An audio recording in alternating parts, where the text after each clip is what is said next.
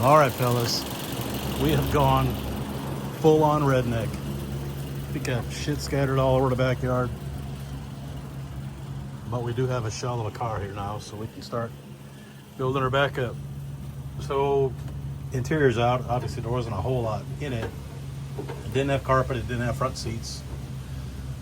That's not an issue. What I'm going to do is get the tar paper out, put the UMI control arm reinforcement kit in. There's a few holes in the bottom here. I got to weld up. I wanted to get because these had a little bit of holes, but I think somebody jammed something in there, but it's not rusted through. Of course, this was awesome to find once I got the door panel or the side panel off. So I got to find, I think that outfit in Georgia, the Mustang Specialties or whatever, they probably can get me one, because finding one of these in the junkyard is pretty rare. Got all this out so I can clean it out, get some Rust-Oleum down in the seams down there, and got the bottom cleaned off, got all the fuel lines off, brake line off, so I can clean it, get it painted up, get it, make sure so it won't rust. That's the main objective.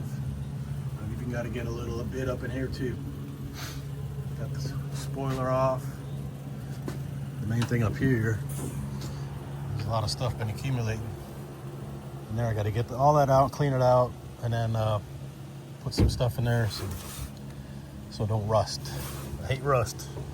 As I've said many times, being from Wisconsin, you learn to hate rust. So the other thing I got to get out of yet is the dash. I got all the stereo cable out of it. They had a wad of it in there. The best part I liked, they spent a lot of money, because I think this is like expensive stereo cable because it's so big, but then they used electrical tape to connect it. So anyway, get the steering column off or out of it, pull the dash out, and then start putting the harness on a diet. And see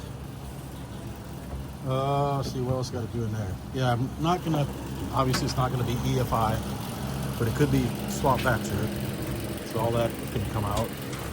This will get skinnied up. This is the only one I really need on here, I think, aside from the power terminals, obviously. So get rid of the power brake booster, put the get the manual conversion kit for Maximum Motorsports, take that cruise control thing off. And right now I've got the bottom, got it soaking with my little spray bottle here that I used this in it.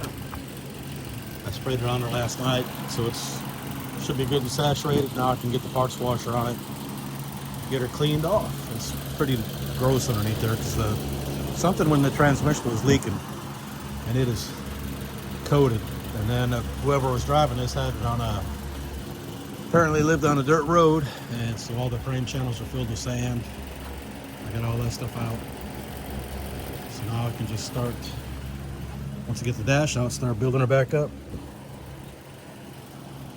Got a rather ambitious objective of trying to have it fired up by December.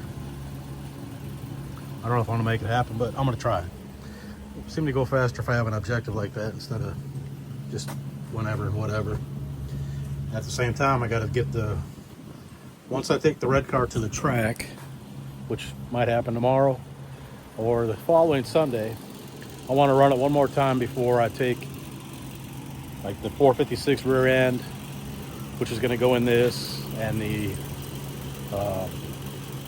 manual rack, all the stuff that I've put on that to kind of make it more of a track car is going to go onto this car. And that red car is going to get H&R race springs back in it, the Bilstein struts and shocks, and some kind of tires and wheels, you know, bigger, putting the Cobra brakes back on it. All the stuff essentially that I was on it when I first started going to the track is going to go back on it, and then I'll be selling that. And then All that stuff will go in here. That's the plan. So just got to make it happen. All right, we'll catch up on some more stuff later on. All right, so the back bumper's off. Like I said, it's got some junk in it. We're gonna clean that out, and I'll probably use this on the red car and the bumper brackets.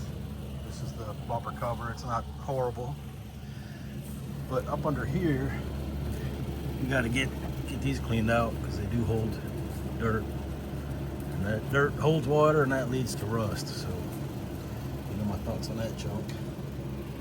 This one wasn't terrible. The one in the front, I had to beat it out because it was all rusted in there. And this is what it looks like up under here. Washed it, probably just shoot her again. It's pretty clean. It's just little corrosion on some of the joints.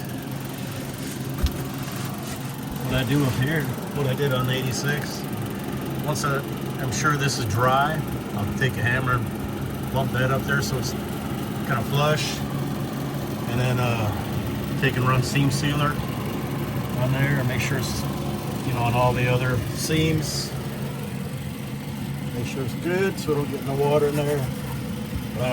I may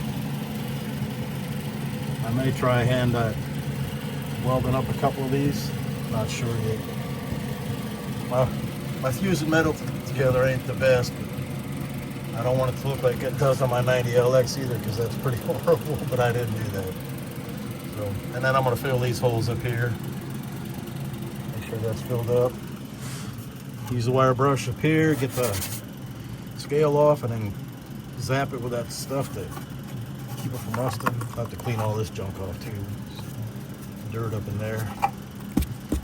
All right, well that's about that. I'm gonna hit again with a power washer. You can't see, I mean, once the water starts spraying and you get shit all over your glasses, you can't see.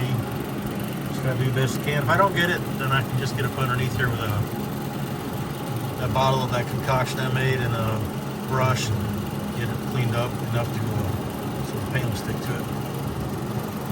All right, that's it for now. Catch you on the next one.